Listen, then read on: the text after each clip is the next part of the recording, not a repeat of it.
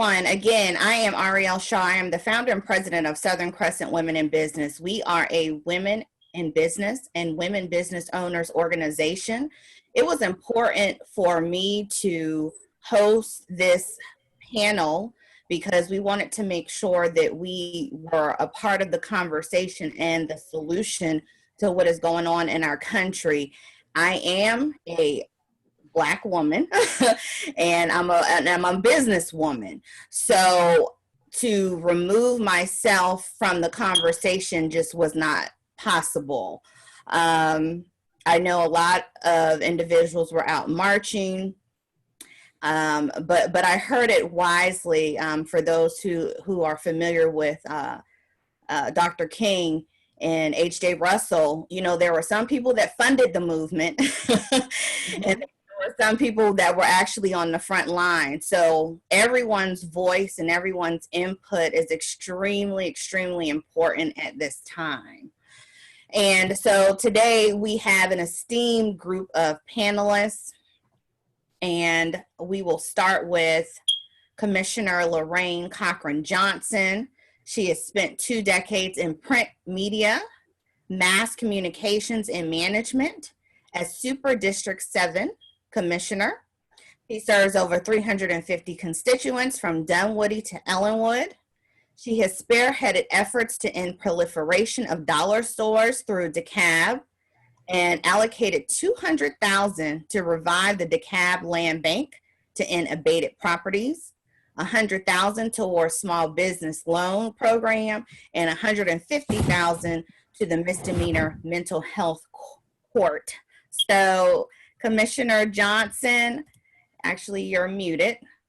If you Listen, I always do that because you never know what you might hear. So I'm readily available. I just want to be a part of the conversation as needed. Absolutely. And thank you for joining us. Thank you. I appreciate the offer. Thank you. Next, we have Representative J.A. Moore. He represents portions of Berkeley and Charleston counties in South Carolina House of Representatives. He was elected in November 2018 to become the first chef to serve in the State House and has been a fierce advocate for improving mental health in schools, nutrition, and ending gun violence during his first term. Thank you, Representative J.A. Moore. Thank you so very much for having me. I tell you what, I feel just so honored to be on this panel with some very strong and capable, smart Black women, if I just can be honest with you. Especially when I look back at my life and think about all the strong Black women that influenced my life, you know, from my grandmother, Ollie Bell, to my grandmother, Lily, to Miss James, who lived on the top of my road, to my mom, and my wife, and my 10-month-old daughter, who were raising to be a strong Black woman. So just thank y'all so very much for having me today. And I look forward to contributing in whatever way I can. Thank you. Representative Moore, so before you go on, or we go on to the next person, can you tell us a little bit about your connection with the Charleston Emmanuel shooting? Yes. 2015 changed my life. It taught me some very valuable life lessons. Number one, that life is short, and number two, whatever your purpose is, do it now. June the 18th of 2015, I got confirmation that my dear sister, Myra Thompson, the night prior, on June the 17th, was murdered at the Mother Emanuel Church. It really, for me, honestly, it was just a catalyst for everything for me. It feels in a lot of ways that that's when my life really kind of restarted, if you will. It's on the 18th when I got confirmation, because not only was my sister murdered, but one of my mentors and friends, the Reverend Senator Clemente Pinckney, Right. and Cynthia Hurd. I was on the library board at the time in Charleston County, so I would see Cynthia at least twice a month. So it was a transformative day for me, and it was a transformative year, and it really changed the trajectory of my life. So yeah. Yes, and his sister was my middle school teacher. So it was definitely impactful for everyone that had any type of relationship with anyone that was killed in Mother Emanuel Church. I want to go ahead to the next panelist. It's Judge Holly Veal. Judge Holly Veal was appointed by former Governor Nathan Deal to the Flint Circuit Superior Court in 2018. With that appointment, Judge Veal became the first African American and the first woman to serve in that court. So Judge Veal, we thank you and we welcome you. Judge Veal just won her re-election on last night.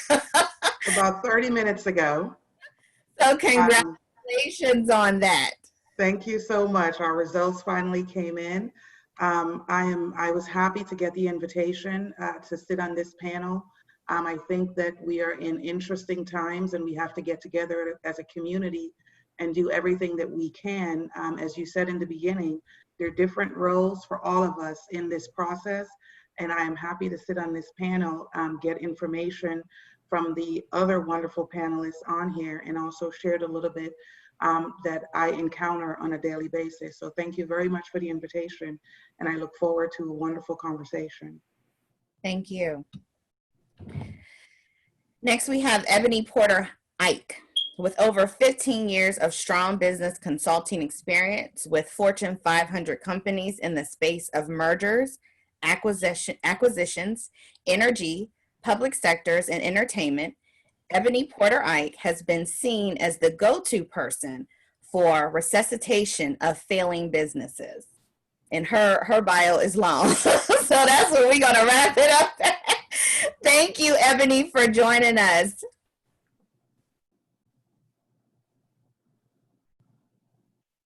Okay, great. You unmuted the phone for a moment. I couldn't unmute. Mm-hmm. Thank you. And just for correction, my last name is Ike, so it's Ebony Porter-Ike. It's an honor to be here today, and thank you so much for inviting me to be a part of the conversation. Thank you. Mm-hmm. Next, we have Geni Reed of Ameris Bank. She is a dynamic and reliable senior management professional with over 20 years of wealth management, investment, and retail management experience. Geni thrives for the financial well-being for all clients, from young to mature. Thank you, Geni, for joining us. Can you hear me? I can. Awesome. Thank you so much for having me. It's such a great honor to be a part of this and to be a part of this great, wonderful group of established people in this group. So I'm just truly thankful. Thank you so much again for having me on this panel. You're welcome. Thank you. And last, but certainly not least, is Marypat Hector. She gained notoriety when she became the youngest person of color to run for office in the entire country. Marypat Hector was born in Atlanta, is a recent graduate of Spelman College. 21-year-old Marypat Hector knows how to change the world. Marypat serves as the National Youth Director for National Action Network and serves as youth leader for Usher's New Look Foundation. Thank you so much for having me. And it wasn't the country, but it was the state of Georgia. The country, I probably would have had to be like 14. I know there's somebody out there that definitely beat that number. But thank you so much for having me on. Thank you. So I want everyone to kind of just give their full sense of what they think we're seeing now in this country. There have been unfortunately, racial discrimination for quite a long time. What I'm seeing is a little bit of a burst happening. And Mary, I wanted to make sure we included your voice, because what I find is we're having these conversations amongst ourselves, but we're not including the young people. So it was extremely important that you were a part of this conversation. So I want to start with you.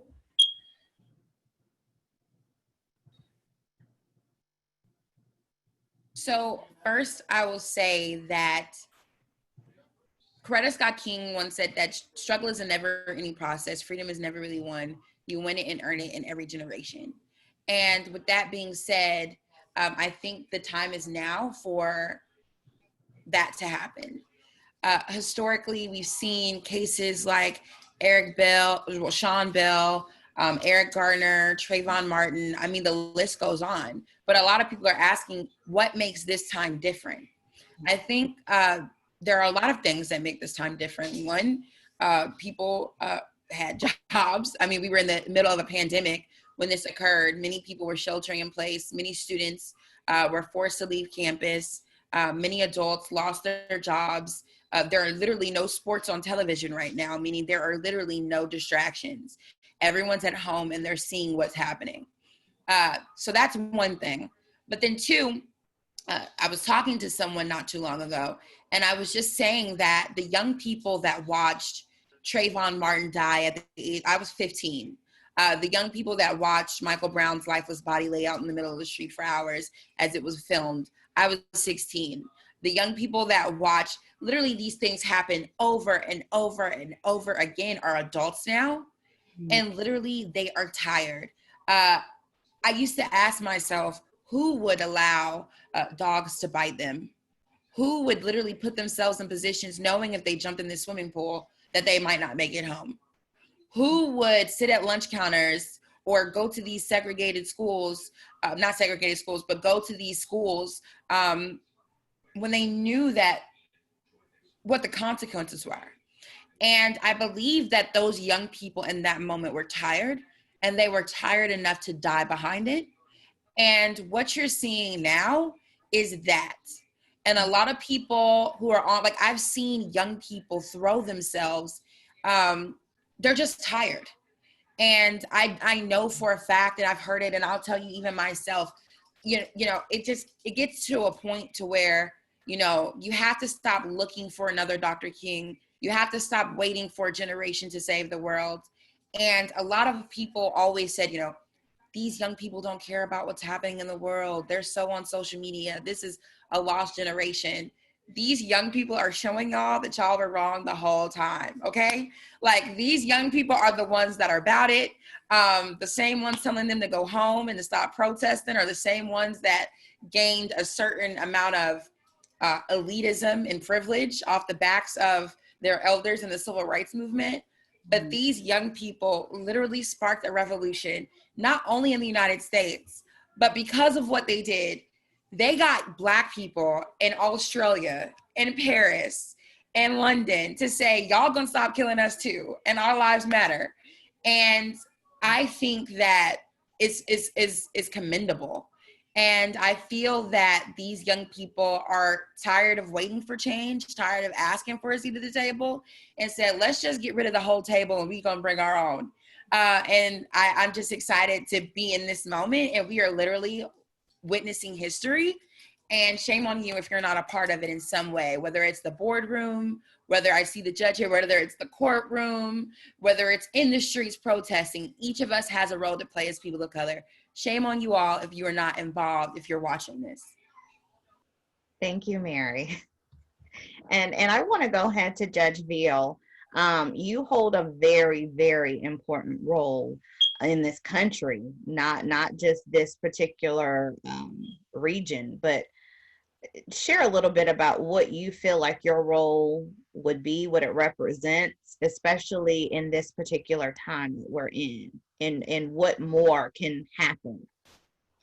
So I think for the judicial system, it's always going to be about holding people accountable. And criticisms that's been levied rightfully at the judicial system over time is that two people present with the same issues and they don't leave with the same sentences. And so my job in my courtroom is to make sure that when people come into my courtroom and they're coming in under the same facts, under the same charges, that they're leaving with similar sentences or the same sentences. And I have to demand that if that is not the case, that it is articulated on the record a reason why person A has a different sentence than person B. And that's the, I think, the key role that judges have to play in this process. Of course, we don't bring the cases into the courtroom. That is the district attorney's job. The district attorney makes a decision about who is charged and what they're charged with. But what I can do is in my courtroom is make sure, one, that folks have good representation. They're not coming in there without the tools they need to understand what is happening.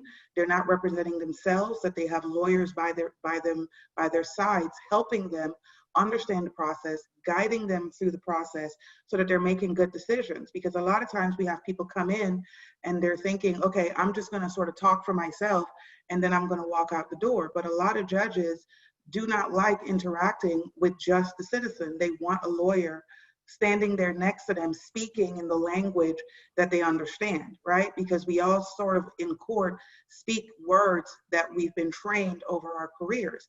And so what we have to do, and what I do in my courtroom, is make sure that I can have that one-on-one interaction with that citizen. My very presence in the courtroom changes the way that the system works. And when I was first appointed to this job, I would get on the bench and I would see people, Black men, walk into the courtroom, and I would see them react to me sitting there, you know, with my locks and with my skin. And they already, just by seeing me there, felt that, okay, I'm gonna get a fair shot here, which is not to say that they're all going home, but, and I don't think that people in the system necessarily come in expecting always that things will work out the way that they expected, but they do want to make sure that things are working out fairly, right? And that when they're sitting in the courtroom and they're watching other people enter pleas or other people have trials, that they can see, okay, this looks similar to what I have, so this is what should happen. And that is something that I make sure happens in my courtroom. I always tell people that my job is to uphold the law. It is to interpret the law. It is not to take anybody's dignity. And regardless of the charge that they have, and of course I'm in Superior Court, so I deal with the worst of the worst of the worst, but I'm not God, I'm a judge. And so my job is to hold you accountable for the laws that you have broken. It is not to strip you of your humanity. And I think going back to a little bit of what Mary said so eloquently, I think what has happened now in our society is we have hit a crescendo. We have been sort of on this buildup for years and years and years and years. And I think what has happened with this latest tragedy is people who were usually able to give you excuses about why things were not the way they were, that particular case with George removed all of those excuses, because you had to sit there and watch this thing happen and watch those minutes tick by, minute after minute after minute after minute, and it removed all of the excuses that people could give you for why these things happen. And I think that responsible police departments will welcome the criticism. Transparency is not an enemy to anybody but people who are not doing what they're supposed to do. I have to have an open courtroom by law, and I think that any police chief, any sheriff that is operating a organization in the way that it should would welcome transparency from the citizens, because we are here to serve the citizens, not to serve ourselves. Absolutely. Thank you. So as business owners, and I'm gonna shift a little to the business side, and those in the marketplace, what can we do to help eradicate systemic racial issues? And Geni, I want to start with you. You know, and the banking industry is a very interesting industry, to say the least. I had a call probably about 2 weeks ago with the chair of the National Women's Business Council. And we know that even on the business side of things, when we're looking at funding and that sort of stuff, on the disparities that exist when we're talking even with people of color, women in business, women of color. So how does that play into the banking industry and to the marketplace? And what have you seen in your role, and what do you think a solution is? Well, obviously being in the banking industry, like you said, it could be very interesting as far as what can be considered politically correct or what actually needs to be addressed on, a public platform. One of the things that I've noticed through this situation with, unfortunately, the situation with George Floyd is that it has certainly been a time for it to be addressed. We had employees that were concerned, we had customers that were concerned, and obviously it was impacting them in ways that they felt as though they needed some type of support. And part of the workforce and my peers that I work with are people that look like me. So these were constant conversations that we had, and we felt like we had no type of support. No, how do I address this with my team, or how do I, appropriately have this conversation with a customer that may be concerned, about what their financial life is going to look like, or, situation is going to look like. So I think with us working in this side of the business, it's just really coming together and making sure that we address these issues from the top. I had a conversation with a peer, and I noticed that a lot of the financial institutions were beginning to make public statements about the situation. And I was on the sideline saying, hey, I work for this organization. When are they going to speak up? When are they going to say something to address this particular situation? And I think when we approached it, we came with a situation like, hey, we're on this side. We can help you formulate. We can help you understand what it feels like, to be on this side. And I think that's just a part of education and trying to come, with a genuine approach to say, hey, we cannot hide behind this forever. This certainly has to be addressed. So with me in my particular role and managing a team of people, I have sat in a seat where, I am the only woman of color, in that particular room. And I have to be consciously aware of how I'm perceived and the types of things that I feel as though that needs to be addressed.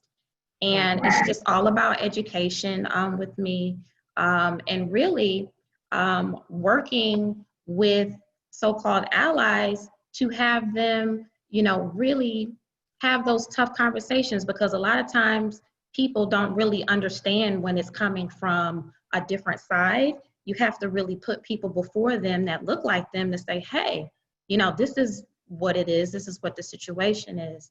So it's very, very tricky.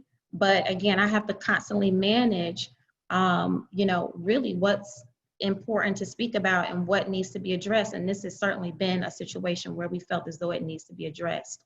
So we constantly have those conversations. We constantly have forums where we speak up and address our concerns. And I think for the most part, it's been taking baby steps, but we're slowly getting the support that we need to kind of help manage this all together. Thank you. You're welcome. The same question. So as business owners, individuals in the marketplace, what can we do to help eradicate systemic racial issues? Well, the first thing we need to do is actually put our money where our mouth is, bottom line. So that means that when we're looking at suppliers, if we're looking at employees, and whatever we're trying to do, we need to be looking at how can we better educate the community and or better support the community from a from a capital perspective. You know, one of the things that we're seeing with a lot of the funding that is coming from the banks, a lot of that funding is not necessarily hitting some of the small African-American businesses. And so, and that could be very well because documentation wasn't filled out properly, didn't make it in a certain amount of time. Educational, I would say a lot of it probably educationally based. So we need to make sure that we become more consistent with helping other business owners and making sure that they know. For instance, I know my county today had a webinar where I live. My business operates outside of Cobb County. That is where my headquarters is. And I had another business owner call me and say, hey, did you know Cobb County just received $50 million? And there is a webinar for small business owners located in Cobb County. And so it takes us picking up the phone and making sure that we look out for one another and that we have a seat at the table. I think those are the things that are going to be very, very important. But I think overall, as we look at moving through after COVID-19, one of the things that I've been very, very, very persistent with advising my clients of, because one of the things you didn't say about my bio is that I own a global PR marketing and branding firm. And our agency is probably one of the most respected agencies in the country. And one of the things that we do is to ensure that we educate our clients now on how they're going to have to operate in this new world.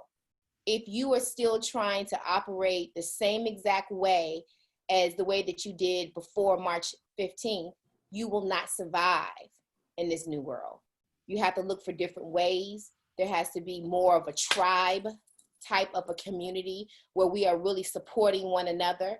And that's just going to be pertinent in order for us to be successful as we move forward as small business owners. So it's no more of a day of being secluded and thinking it's okay to be, I'm the only one. The fact that in 2020, she's saying that she's still the only one at the tables. That's troubling. It's really, really troubling in today's market. So that's just what I have to say. So just to kind of piggyback on what you and Geni have mentioned. So in regard to small businesses, that's a certain sector. So is the suggestion that we become more business owners? Is the suggestion that we become more successful? Is the suggestion that we become, we have more of a collective, almost like a collective bargaining type of situation where you are able to bring resources together in a way that's extremely more impactful? Is that? I think it's double fold. I think one of the things I've noticed, one is during this time, we needed to make sure that our business were legitimized.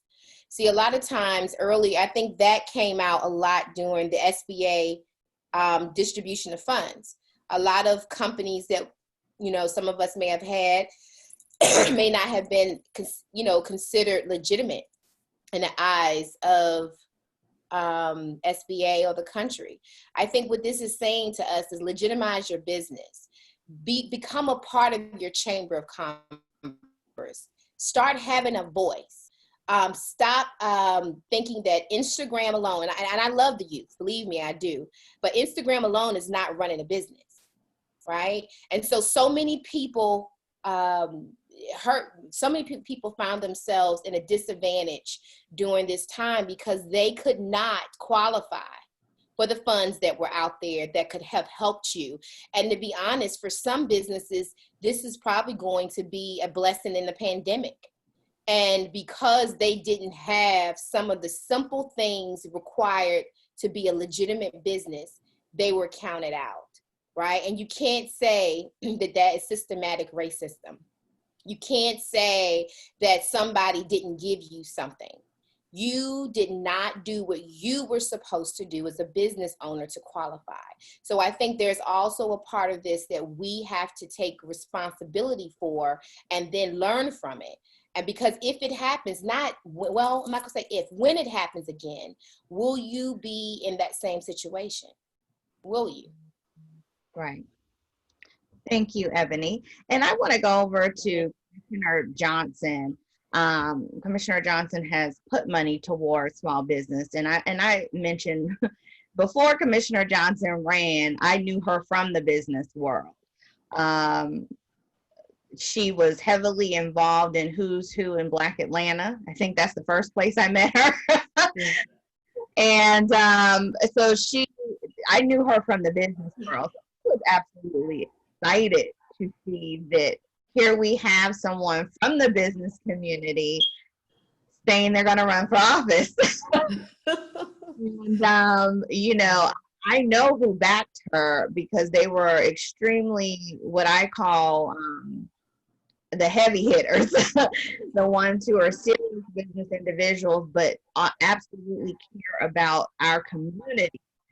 And I just want you to bring some light to this conversation as well. I think Ebony hit on some key points, as well as Geni and everyone who's spoken. But what do you have to add to that? Oh, well, let me first say that, you know, it's rare, thank you, because most people see us as very one-dimensional, and it's very rare now that I'm an elected official because of ethics that I have the opportunity to say that I'm a businesswoman, because to merge the two would be seen by some as being propelling self-interest. So many people don't realize that I own an eyewear company. I'm in 3 countries across the United States, 17 exclusive optic boutiques. So I think different. Being an elected official is something that I never expected. So when I hear Ebony talk about legitimizing your business, this has been one of the most amazing journeys that I've ever been on, because often in government, you don't have people that have the empirical knowledge because they don't come from corporate America. So I left corporate, that's where I had matriculated, to move into government. So I see government differently. And when you talk about those businesses who aren't legitimized, I've found that again and again. And, you know, as I sat here, I started to just count, because I never want to be hard on us, because in many instances, many people that I've encountered have not had mentors. We don't know what to do or how to legitimize ourselves. I've even found on the county level that there is an abundance of resources that people don't know how to access because no one ever took the time to share with them that they were available.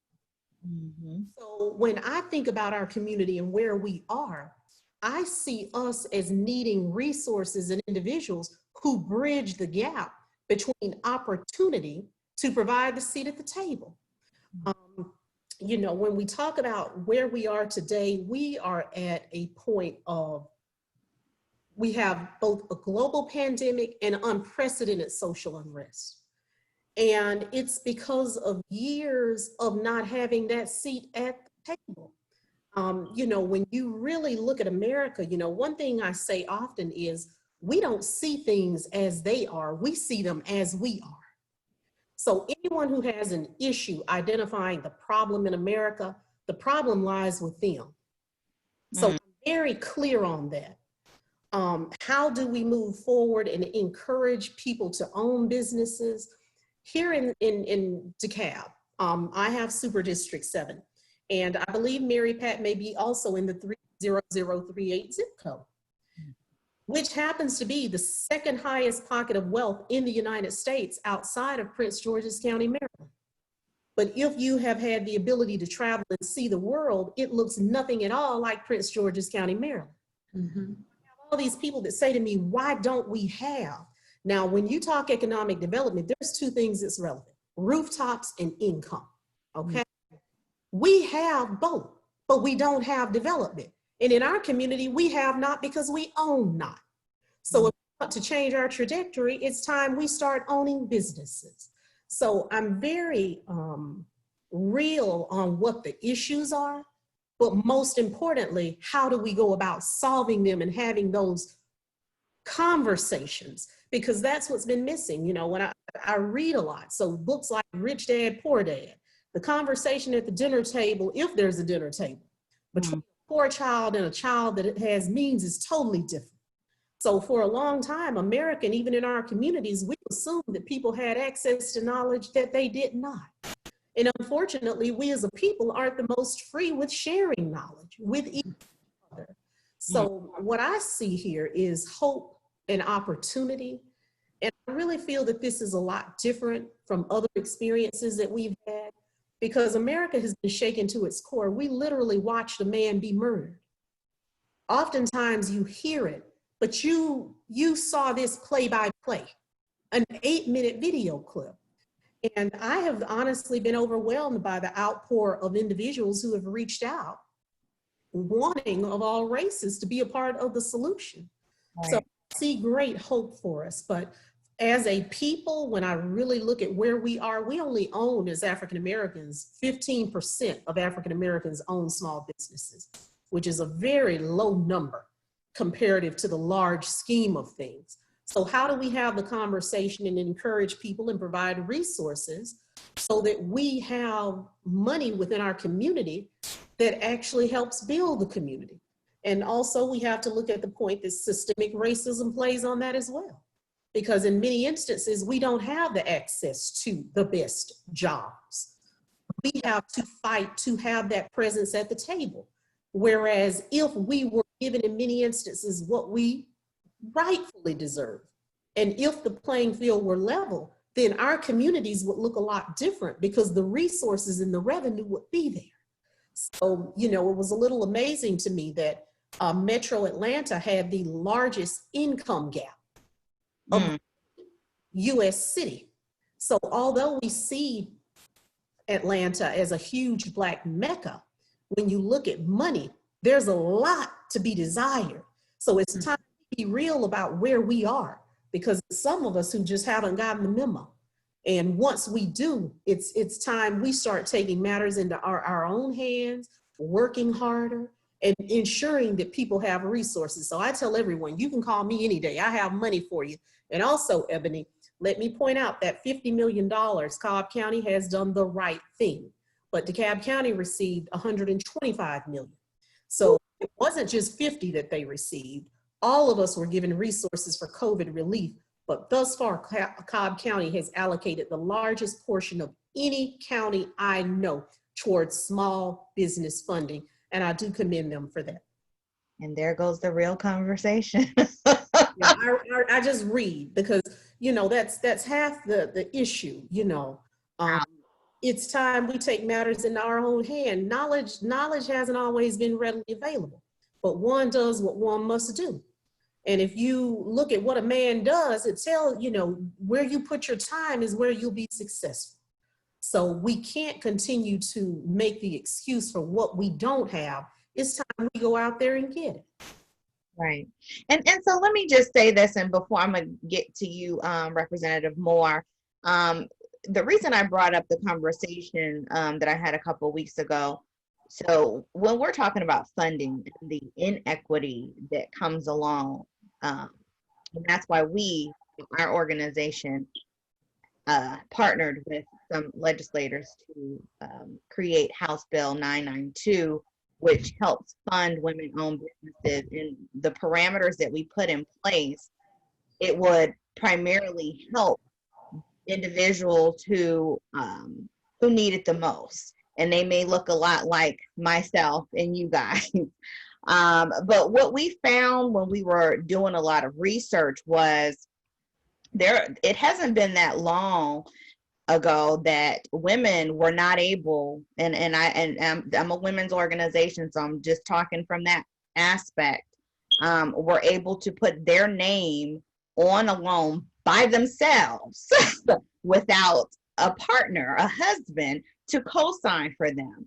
So that was just non-African American women. So then you take that issue and compile it with, if you are a Black woman, it was later for you. So there are real systemic issues that have plagued our country for quite a while. And because individuals like yourself and myself are in positions and we're in key positions that can help change the narrative of what that looks like, that is one thing that, you know, I really want to take away from this conversation. So Representative Moore, I want to bring you in. I know that you are also a business owner, but you're also a legislator. Yes. And I would say this, we saw a change, and we saw a shakening of the country when your sister was murdered in the church at Mother Emanuel. And I'm from Charleston. We peacefully walked. There was all of these things that were supposed to happen, and we're coming again upon that anniversary. What is so different now? What can we do, one, as legislators? What can we do as people in the marketplace to really make a change? I agree with Senator Kempson, wanted to make sure certain police had cameras. I don't even think that passed in South Carolina. I know, but what from your perspective have you done or trying to do from a business point, from a legislative point? Well, to answer the first part of your question, I don't think anything really substantive has changed since 2015. They took down the flag, the Confederate flag that flew in the State House. And the truth of the matter is most people didn't even know it was there. And for me, that flag represented was that the South lost the war. So for me, it wasn't anything devastating. It just showed that they were losers. But outside of that, nothing substantive happened from it. So what must happen in this moment, though?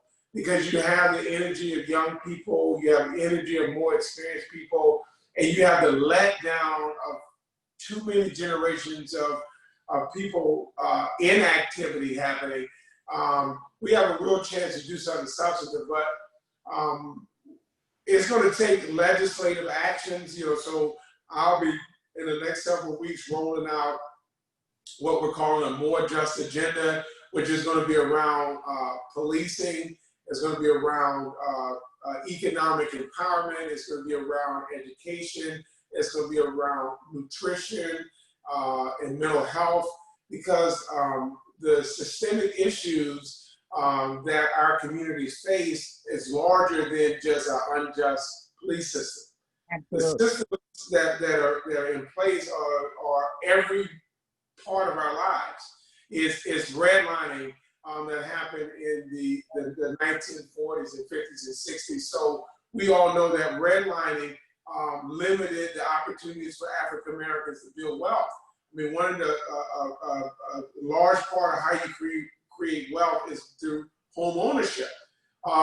We also know that GI bills, as it relates to education back in the 1940s and 50s and 60s, African American soldiers came back home and weren't able to exercise those rights. So there's a lot of system, because right now our governmental system is working well. The problem is it's working against Black folks, and that's how it was designed to do. So we have a chance to disrupt the system.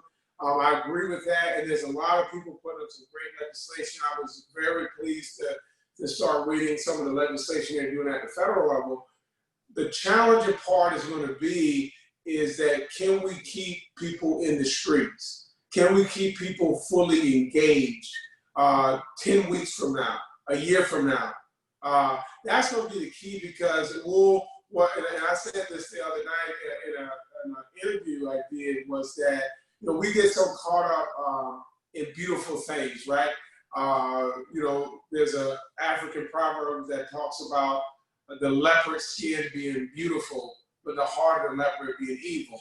And sometimes we allow moments like this for us to get tokenized relief, like we'll march, or we'll hold hands on a bridge, or we'll take a flag down. But those aren't substantive, meaningful changes. That's nothing. So we have to be willing to put in the difficult work, both from a legislative standpoint, But more importantly, honestly, it's going to be the people that are in the streets rallying, galvanizing communities. We have to keep it up for a long time because these systems were put in place over hundreds of years. So they're not going to be taken down in 100 days. Absolutely. I completely agree with that. So Commissioner Johnson, as another legislator, what do you think are proposed that you guys can do at the local level? So we know typically the county funds the police from what I understand. I may be wrong. I don't know. Tell me. but what can you guys do to assist with? And it's not just the police, because as Representative Moore has stated, it's bigger. This systemic issue is way bigger than just police. What can we do to assist from a legislative standpoint? I think there's two things. I know probably most people on this conversation has seen over the past several days conversations concerning defunding police departments. And of course, you know, this has stemmed from Minneapolis. And I just want to be clear, when they are saying defunding, in America, we would have total chaos if we did not have policing. It's more about redirecting funds and resources. Right. You know, earlier when I said that in many instances, we assume people have training, knowledge, and skills that they don't. A lot of police departments are now looking at enhanced training for officers. Ironically, this year, I budgeted to bring in a legislative assistant to work with me on what I felt was meaningful legislation. So for a month ago, we had started to actually look at police policy. President Obama recently made a statement, and he made a call for agencies across the United States to review their policies. What I'm finding is there is enormous need for review, and there's room for improvement. As elected officials, we have that ability. As I'm sitting here, I was momentarily distracted because we just received a lawsuit to remove the Confederate monument in the Decatur City Square. People are taking it upon themselves. This is if when folk wake up, everything becomes immediate. It's interesting because many of us have lived in our condition for so long that we've almost become desensitized. But now that America is awake, I'm seeing things happen, and it's happening swiftly. So that was a little bit of a jolt for me. Another thing that we all need to do is ensure that we have hate crimes. Currently, there's 46 states across the United States that actually have hate crimes, but Georgia is not one of them. As a matter of fact, Georgia, Arkansas, South Carolina, and Wyoming are the only 4 states that do not have hate crime legislation. Ours was actually voted down in 2004. It is time that we critically look at and come to an agreement on punishing individuals that harm folk only because of the color of their skin or because of their own racial bias or their inadequacies with themselves. Okay? It's one thing for men and women to have disagreements, but it's another thing for any person to become a victim because of the color of their skin. So both of those things I'm committed to reviewing policy, and I want community to be involved because I think for too long we tell people and we don't include them. You all are a part of the political process. Some of the best suggestions and movements that I've had within the community has come from people picking up the phone saying, this is my idea. And real leaders empower people. Right. Okay. So I think there is a real need for us to listen and to be awake at the wheel for so long, you know, because I can say personally, and I can only imagine, you know, Judge Veal, what you experience. On a daily basis, my email is so much, it becomes difficult to read. So whatever we need to do, because a lot of things go past us because we're asleep at the wheel, or even the most effective person can become so diluted that they become ineffective. It's time for us to pay attention to detail in America. It's a part of our responsibility.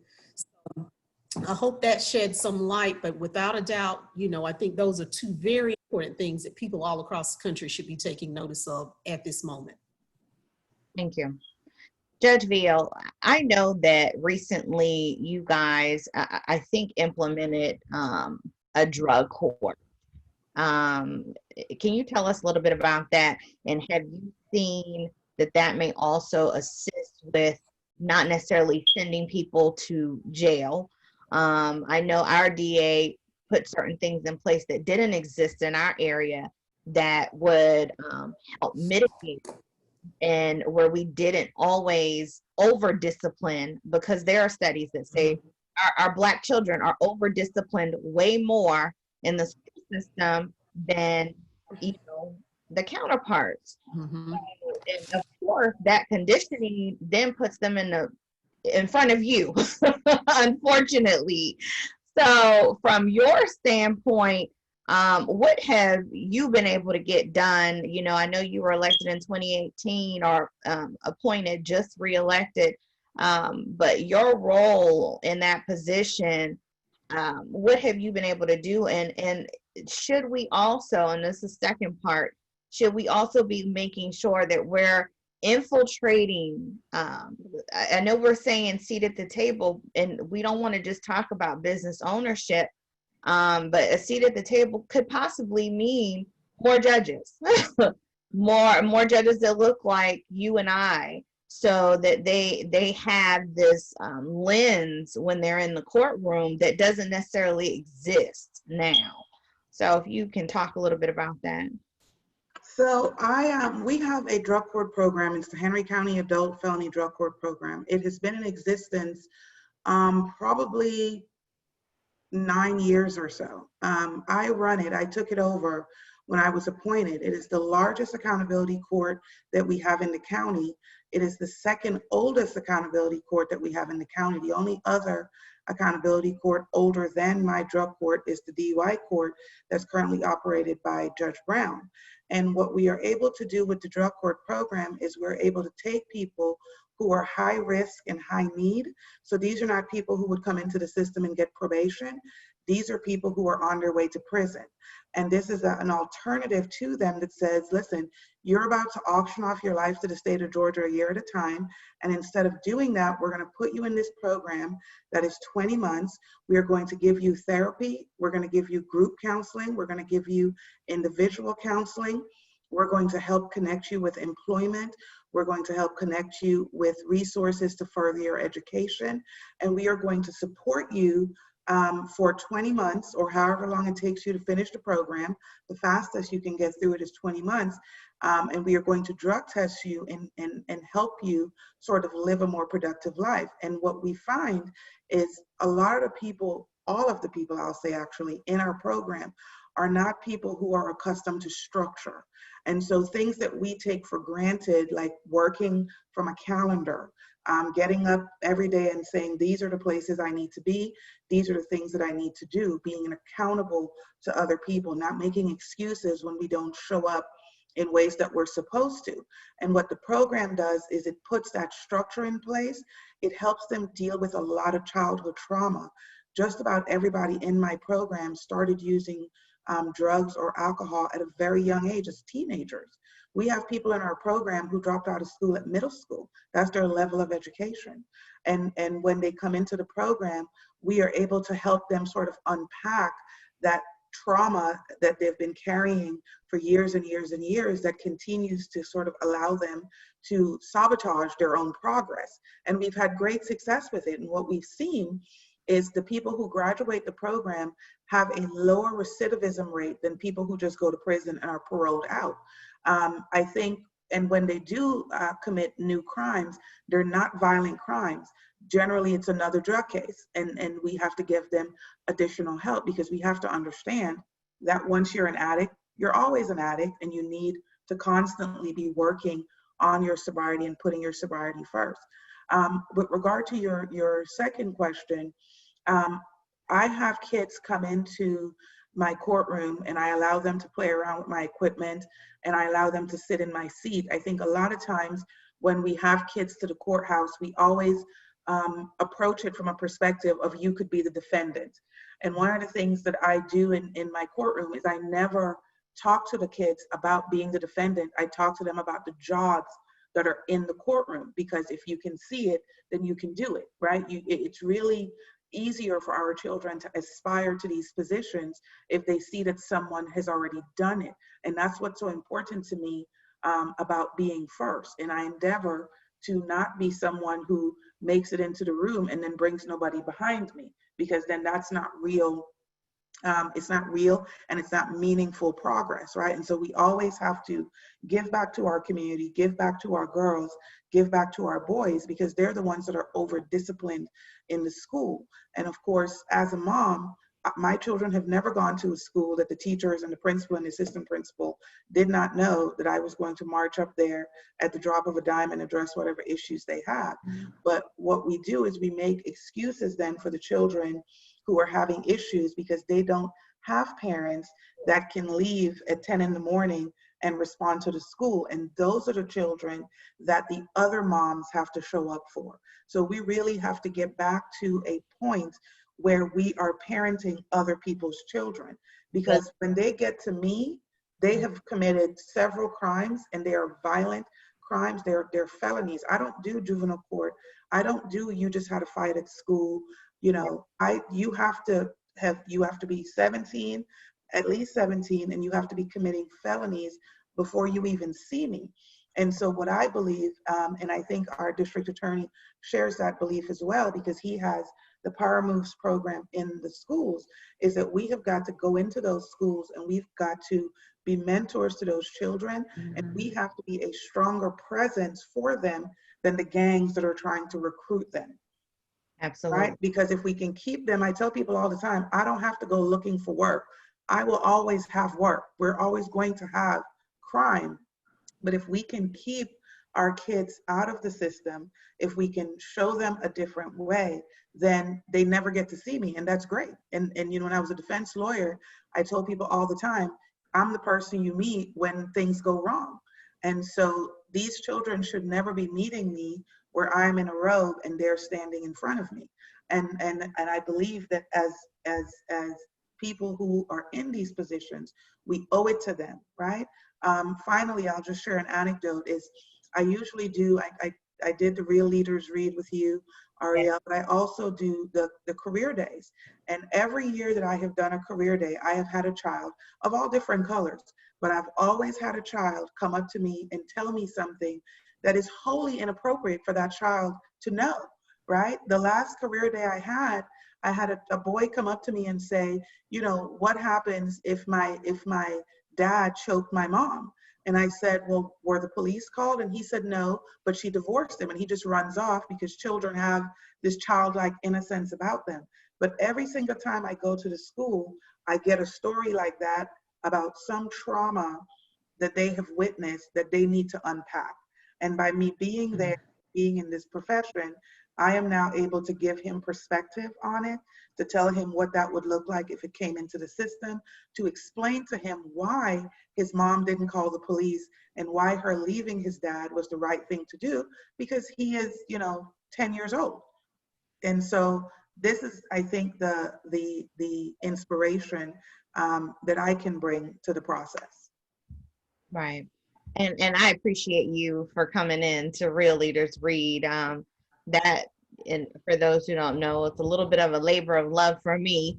I'm a huge reading advocate, and my daughter, which also was in class with Judge Veal's daughter, was reading probably about 2 grades higher for many years. And we all know the connection that the system brings, that if they're not reading at grade level, what that means. You typically build more jails. It's a whole process with that. So we try to make sure that we're in the schools, we're reading to the kids, we're giving books, and it's just something that we like to do. It's the village. Exactly.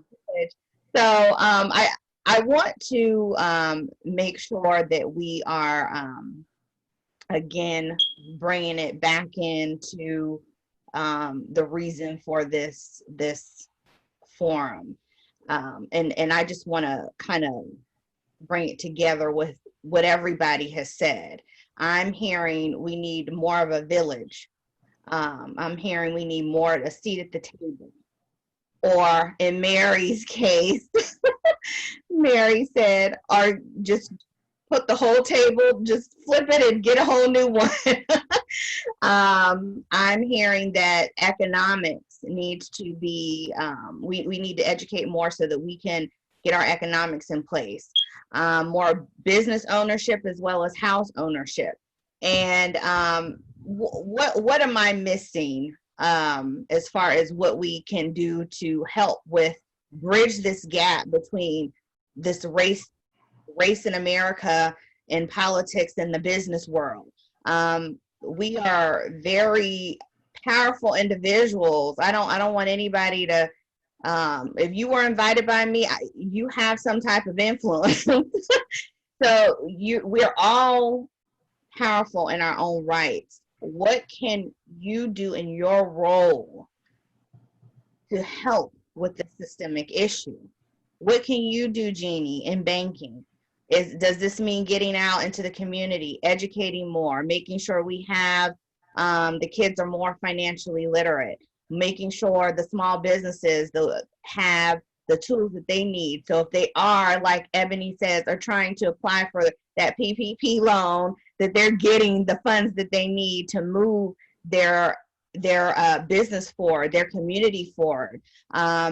So I want to make sure that we're getting at the core of it. And then I also want to just talk about, so we all have looked and we know what happened with, Mr. Floyd. There's a serious issue.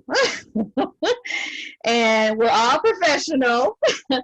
But we want to really get to the meat of why that may have occurred and how do we prevent that from happening again.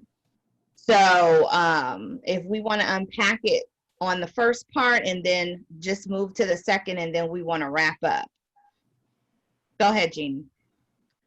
I definitely think representation matters. Just like Judge Holly Veal stated, I work heavily in the school systems. I'm very passionate about the youth. I'm very passionate about just being a representation. I've had a lot of young people come up to me and just say, wow, you work at a bank. I mean, these kids get amazed. I have them come, to my branch to really see, what it's like, to be somebody that looks like me and to be female and to be responsible for people and for people's money, which is huge. So that representation really matters. And if you're present and you're available and you can show the children that, hey, you can aspire to be like me, you can aspire to be anybody. The representation is certainly key. Your presence. I am definitely one of those moms. I have 3 children. I am one of those moms that at every PTO, I'm on the student council. I am everywhere. I mean, it's not nowhere I can walk in the hall and no one not recognizes me or knows who the mother, of these children are. They know who I am. And I think that we have to take that time and invest in the youth because it starts at home. I am so passionate about that. The other part of what I do is, of course, being that link between the financial world and small business. I partner with the Chamber. The Chamber has been tremendously instrumental in how I involve myself in the small business community. So the education is there as well. Really educating our small businesses about what resources are available to them, how, again, they can legitimize themselves so they can come to the table if something is needed. It will look more attractive, and, these benefits and resources will be available to them. And again, being that present. being that support system, popping in, letting them know, hey, this is what I have available, picking up the phone. I've contacted several business owners when it came to the PPP, because not only because I work at a bank, is because I am looking out for the businesses in my community. This is important. This is the heartbeat. This is what keeps me employed. This is what, how we thrive in our community. So it's really about playing your position and being present and having that representation. And it takes a lot of work. It's not an easy job. It's not something that can be taken lightly. And it's something that you really have to be dedicated to do. And it's really a full-time job, times two. So I think, again, it's just highly important that we be present, we educate, we enlighten ourselves, and we sprinkle it down so that we can build a stronger community. Thank you. And I'll just say, so I would implore you to work not just within the chamber, because what we have seen is not everybody's a part of the chamber. And not everyone, sometimes you have to figure out other partners that you can partner with, where you have the ability to touch those businesses and those individuals that are not necessarily you're not seeing. So I would just implore you to do that. Representative Moore, you have to unmute. Can you repeat the prompt for me, the question? Can you restate it? So basically, just one, we know that George Floyd did not, what happened to him was not his fault. How do we prevent that from occurring again? And additionally, what can we do in the roles that we play to prevent systemic issues as well as something like that from occurring again? Well, that's a good question. I struggle with that. I've been wrestling with like what are some preventative things that we can do. I think, quite frankly, the officer that murdered George Floyd should not have been on the police force. He should have already been indicted for a murder of a Native American man several years before that happened. But the Attorney General, who was Amy Klobuchar, who ran for president, did not present charges to him. So that's number one. We need folks in these systems to do their jobs, and too often there's a bias when it comes to police misconduct. The same thing is if you look at what happened with Michael Slager and the Walter Scott shooting in North Charleston. People knew that Slager was a bad actor.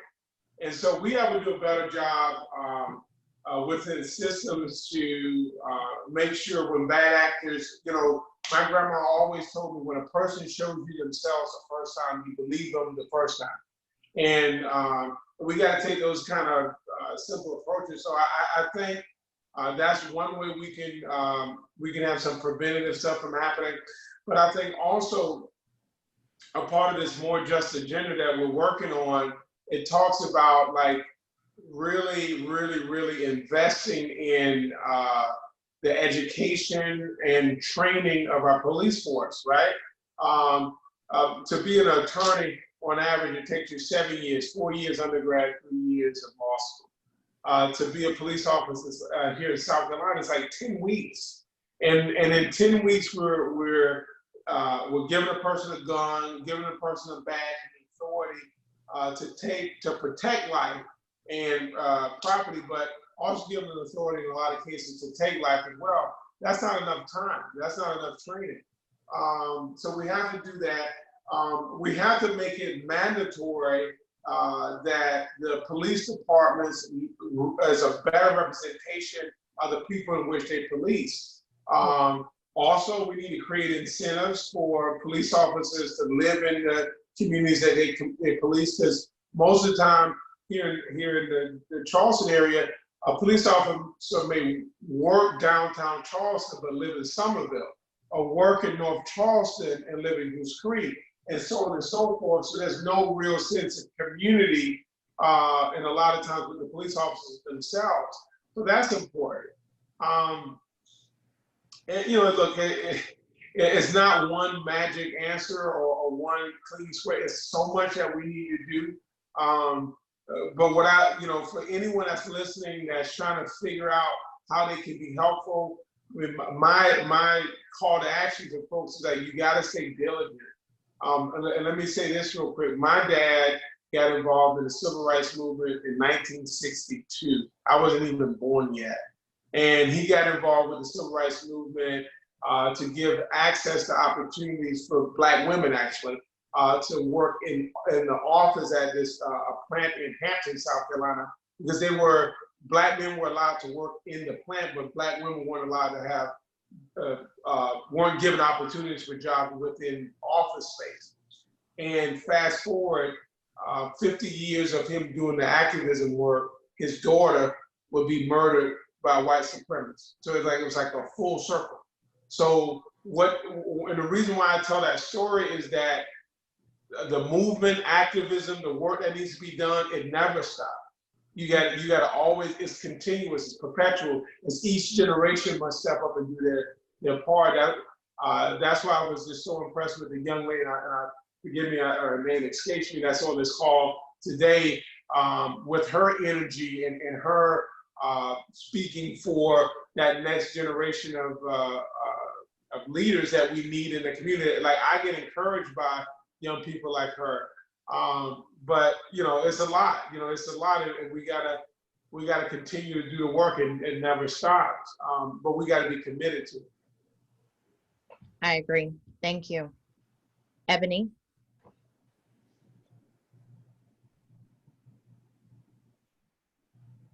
Thank you. So I would say for me in particular, I just think it's important that our hiring processes. So as a small business owner, it's important for me to make sure that I am giving individuals who look like me an opportunity, okay? So that's one thing. So because in corporate America, so many of us are left out of the equation for so many different reasons. So as small business owners, we need to make sure to make that happen. Also, I think it's important for us as small business owners to reach back to other small business owners that may not be legitimized, like we talked about earlier, and help mentor them. I think the key thing is we've seen this time what happened when legitimization was not all the way in place. So now we need to call to action to small businesses who do not want to be on the outside looking in, even if it means roundtable sessions where we have myself and I believe is Geni at the table where Geni can present. These are the things that we're looking for. I think the thing is most of what one of the reasons why most of our small businesses are not legitimized is primarily because of intimidation. Okay, a lot of us are intimidated by certain words like profit and loss statements, or we are intimidated by the amount of, we think documentation for taxes and things. We don't realize that it's not as scary as you think. Some of us think that because we may not have great business, we may not have great personal credit, that we just we won't make it through the process, not knowing that there's a such thing as business credit. How is that structured? How do we, I think a lot of it, like before, the commissioner who was here before, a lot of it is education, right? And we have a choice. I am one to say, we can continue to say, okay, there's a gap and just continue to make excuses for it, or we can then do something about it and try to close the gap. So education is key. I think it's important to bring the people to the table. We need to face into what is the systematic divide that's there, that's in place to keep the haves from the have-nots and make it an even playing ground. One of the other things that I said is I think is very important, and I wish the commissioner was still on, that was here earlier. I think it's important too for small business owners such as myself to continue to fight, not to be the only. because one of the things I was very impressed with Cobb County this morning on the webinar that I attended, that I talked to you about, is they made sure that the president of the selection process was an African-American man who owned a very, prominent business in the Cobb County area. And he explained to the business owners on that call how the process would be fair. He put it out on the line as to what's going on. So I think also making sure we do really, truly have a seat at the table. Because as a small business owner, I'm not looking to be an employee for anyone. But those who do want to work for someone such as Geni, I'm looking for her to fight for someone like me on the outside that need the help. I need her to not scrutinize me or chastise me because I don't know and don't have, and take me under her wing and say, sister, let me help you. Not give you something for free, but let me help you. And I think that's what we need to have more of. So that's why, in all actuality, I was bothered when I heard that she was the only one. It bothers me that in 2020, because only one woman can do only one thing, right? She only can do so much when it really comes to our community as a large. And so, but that's what I'm looking for. I think that as we need to take individuals that are in key positions, such as Judge Veal, such as Geni, the commissioners, everybody, and put us in positions where we can work together and actually go out and have actionable tasks that we complete, not just talking about it. Okay, but actually getting out there and what's next? What are we going to do to make sure that the next time this comes around, this is not going to be the same situation for so many African-American businesses? Right. Because the truth of the matter is, Ariel, most businesses are living pillar to post. So, and that goes from very large businesses down to the very small ones. So if you go 2 weeks without being able to produce, 9 times out of 10, your company doors will close. And the reason why we're seeing the companies that are still here and still operational is because of the help that they received, to be honest with you. Okay, thank you. And, and I'll just add, back in December, we hosted a business credit because there were a lot of people, and we've been thinking about bringing it back just because it's necessary. Businesses absolutely need to know, and we will also be bringing on a CPA as well to assist with paperwork. One of the things that came out in the past, maybe about 2 weeks, Magic Johnson has backed $100 million worth of loans that will go to assist small businesses, minority small businesses. And I spoke with a couple of the ladies and I said, have you applied? And I was not pleased with their response. But I think education is definitely key. And I think you hit a key point. There is a little bit of an intimidation that's going on. And so it takes people to bridge that gap. So I think that's key. Judge Veal. I will add finally that all politics is local. We focus a great deal every 4 years on what's happening at 1600 Pennsylvania. And for most of us, what happens at the White House traditionally does not affect us on a day-to-day basis. We're in different times now, but in years past, what really plays a big role and affects your day-to-day existence in your town or in your county or in your city is what happens at your Board of Commissioners. And the other thing that I'd like to add is that leadership is top down. And so, we have these incidents happen, we all get rattled up, everybody's paying attention, but if we were paying attention all along and we were applying the pressure that we needed to apply to the people who are in power, like myself, to make sure that we are operating our system in a way that is fair and equal to everyone, then we would have reduced instances of these things happening. It's not to say that you're never going to have something go wrong, but your Board of Commissioners is who hires your police chief. And if your Board of Commissioners, like Cobb County, passes a resolution that says we are anti-racism and we are anti-hate, then that tells everyone that falls under the umbrella of the Board of Commissioners that this is how we want you to operate. And I think that we focus a lot and we say, it matters what is in somebody's heart. And I have sort of a different perspective on that. I don't think it really matters what is in somebody's heart, because what matters is your livelihood at risk if you behave in this way? And when you have penalties and when you have metrics in place to hold people accountable, they will adjust their behavior, because at the end of the day, we all have bills to pay. And we will do what all of us are constitutionally able to do. We will keep our opinions to ourselves, and we will act in concert with the job that we are called to do. We do it all the time. We have been going to work for years and for centuries, and holding our opinions to ourselves, and sometimes working in environments that maybe were not exactly conducive to our growth. And you hold your opinions to yourself, you call your girlfriend, and you lean on your support system, but you do the job that you were called to do. The other thing that I will add is that I think that we need to understand that we have to be able to wield power regardless of who is in office, regardless of which party is in office. We have to make sure that we spread ourselves across all of these platforms and make sure that we have the political prowess and the political ability to bring pressure to bear on our various political operatives to make sure that they're acting always in our best interest, regardless of what they believe on the inside.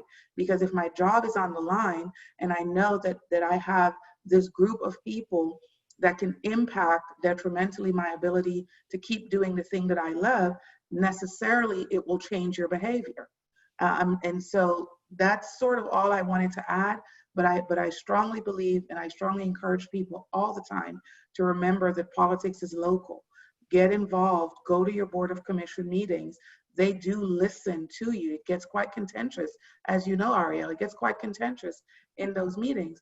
But those are the people who are closest to the people and most responsible and most responsive to our citizens. And that's where we really need to focus, I think, more time and more attention as we talk about, as Representative J.A. Moore said, the longevity of this movement. I completely agree with everything you've said. So for just a wrap up, what I want to say is our call to action, because most people who know me, I'm not a fluff kind of person. I like to walk away with some substantial.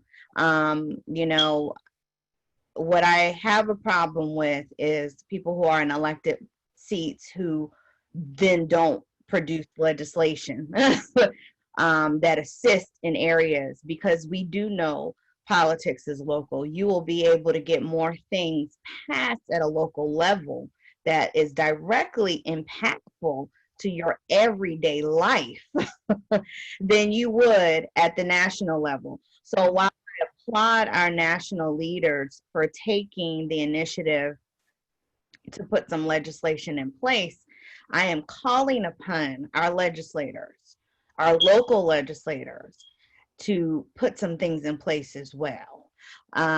Whether that means increased training, whether that means more sensitivity training, whether that means a conversation about diversity and inclusion, whether that means wraparound services. We all just found out that all the counties got millions of dollars. Now that was news to me. So what are we doing with those funds? City of Atlanta, and a lot of people have a lot, their thoughts and their issues, but I do know Mayor Bottoms allocated funds for their small businesses and made sure that it was specific, and actually came out with another piece of legislation for those businesses that were impacted during the riots to actually put money in their pockets as well. So we have a lot of power. We just have to make sure we're utilizing that power. I also want to make sure that we are increasing our small businesses. So most of you know Southern Crescent, like I said, women-owned businesses.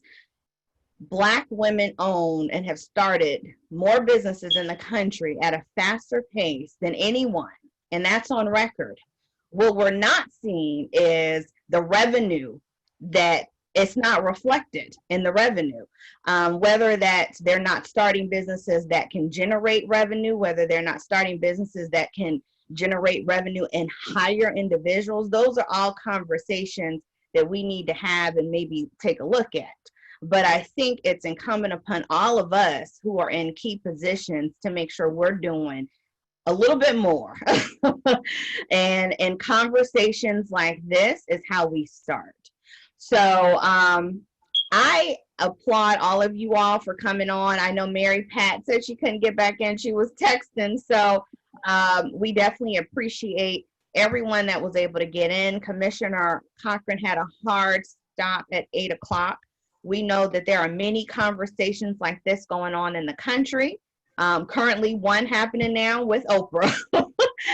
So again, I applaud you guys for taking the time to have this conversation. It will be available, and we'll send you guys the link, and it'll be posted on several platforms. But again, I do appreciate you thinking about what you can do in your role, and leaving with something that you can also consider going forward as to what you also can do in your current role. So again, I will leave you guys with some lasting words if you have a few. Do you have any more that you guys want to say? Judge Veal? Thank you for inviting me to this platform. I've thoroughly enjoyed this conversation. For the business people who own businesses and are running businesses, we should consider employing the people who have been through the system, especially people with nonviolent and drug charges that struggle with unemployment and underemployment. We should consider giving them a chance, and not just giving them a chance at minimum wage, but giving them a chance at a meaningful wage that allows them to actually put their lives back on track and become productive members of our community. Absolutely. Geni? Again, thank you for having me. I just really hope that this conversation will hopefully bridge more conversations so that we can start having more effective actions with our words, so that we can definitely start seeing more changes, just more of a community involvement, so that we can start applying the pressure where it needs to be and seeing more change. There's definitely a lot of work to be done, and it really starts here. So I appreciate you again having me on this panel, and I'm ready to continue working. That's all I can say. I'm ready to work. I'll call you, Geni. Thank you. You're welcome.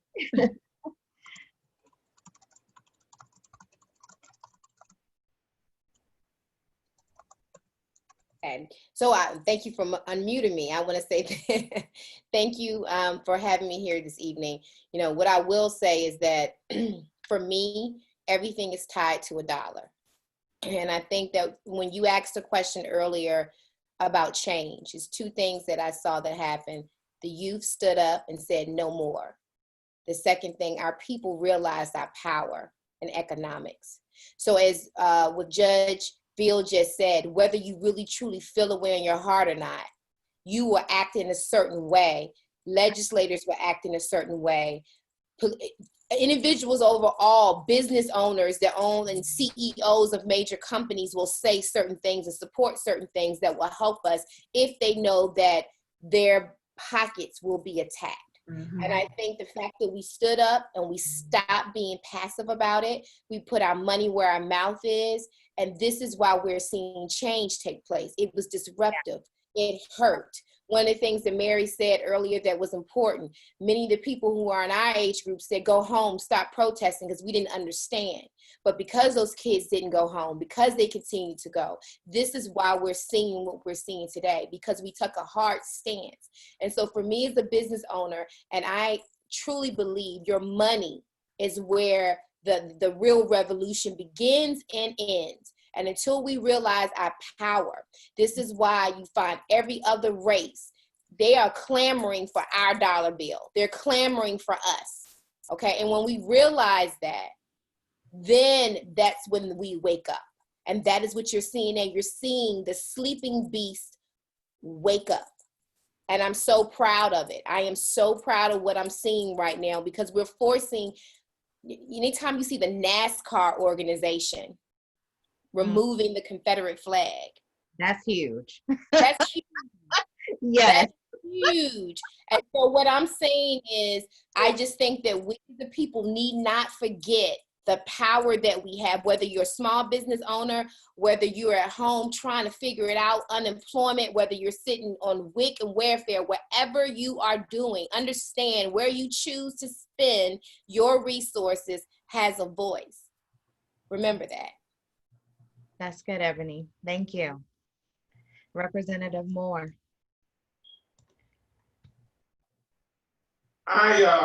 Once again, I'm just honored to be a part of this panel with just some really strong, confident, smart Black women who have been like the backbone and foundation of this country from the beginning. So I just want to thank y'all so much for having me.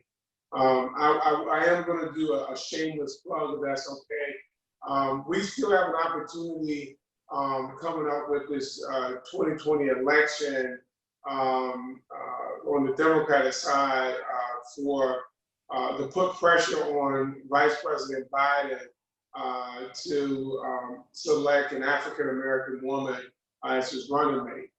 And for me, based on the time that we're living in, I think Kamala Harris is the best person for the job. I think she's just been strong. She's been competent.